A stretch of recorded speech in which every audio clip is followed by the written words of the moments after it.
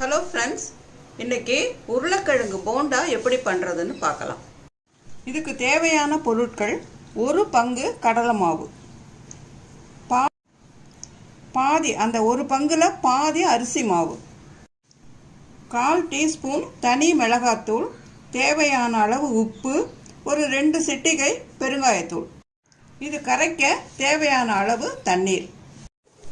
இப்போ உருளைக்கிழங்கு போண்டாவுக்கு உள்ள மசாலாவுக்கு தேவையான பொருட்கள் பார்க்கலாம்.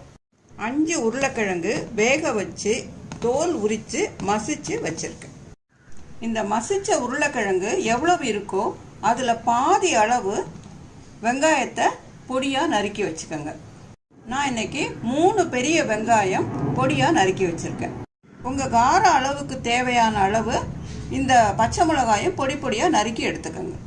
தாளிக்க தேவையான அளவு எண்ணெய், தேவையான அளவு உப்பு, 1/4 டீஸ்பூன் ஜீரகம், 1/2 டீஸ்பூன் கடுகு, 1 டீஸ்பூன் உளுத்தம்பருப்பு, 1 டீஸ்பூன் கடலைப்பருப்பு, ஒரு ஆறுக்கு கருவேப்பிலை, 1 டீஸ்பூன் எண்ணெய் விட்டுருக்கு. இப்போது எண்ணெய் காஞ்ச உடனே கடுகு போடுறோம்.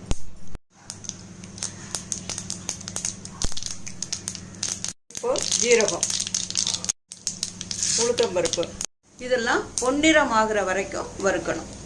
இப்போ நறுக்கி வச்ச வெங்காயமும் பச்சை மிளகாயும் சேர்க்குறோம். கருவேப்பிள்ளையை கிள்ளி போட்டிருக்கேன், அப்போ தான் வாசனையாக இருக்கும். வெங்காயம் வதங்கும் போதே உப்பை சேர்த்துடுறேன். வெங்காயம் நல்லா வதங்கினதுக்கு அப்புறம் சிட்டிகை மிளகாத்தூள்,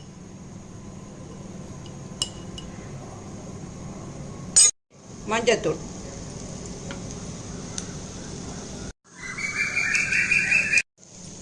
இந்த மசிச்சு வச்சிருக்கிற உருளைக்கிழங்க இதோடு சேர்க்கிறோம்.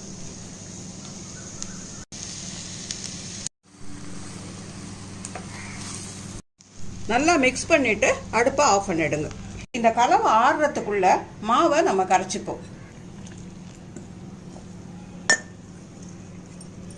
இந்த கலவையை ஒரு தாம்பாளத்தில் எடுத்து போட்டுருங்க, அது நல்லா ஆறி இருக்கும்.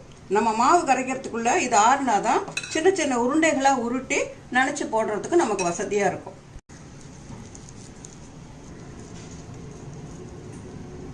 எண்ணெயை நல்லா கையில் வச்சு ஹீட் பண்ணிக்கோங்க. மாவு இந்த பதத்தில் கலந்துக்குங்க. ரொம்ப திக்காகவும் வேணாம், ரொம்ப தண்ணியாகவும் வேணாம், மீடியமாக. இப்போ இந்த உருண்டையை இந்த மாவில் போட்டு நல்லா தோய்ச்சி எடுத்து எல்லா பக்கமும் படுற மாதிரி அதை இது பண்ணி எண்ணெயில் கவனமாக போடுங்க.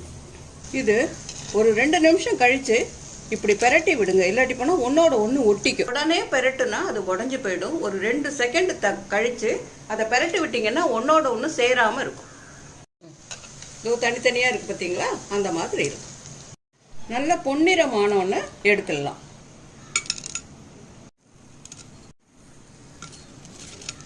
நீங்கள் இந்த மாதிரி உருளைக்கிழங்கு மசாலா தனியாக பண்ணணுங்கிற அவசியம் கூட இல்லை. மத்தியானம் உருளைக்கிழங்கு கறி பண்ணுவீங்கல்ல சாப்பாட்டுக்கு, அதையே மசிச்சுட்டு மாவு மட்டும் கரைச்சி சாயங்கால டிஃபனுக்கு இதை நினச்சி போட்டிங்கன்னா ரெடி ஆகிடும்.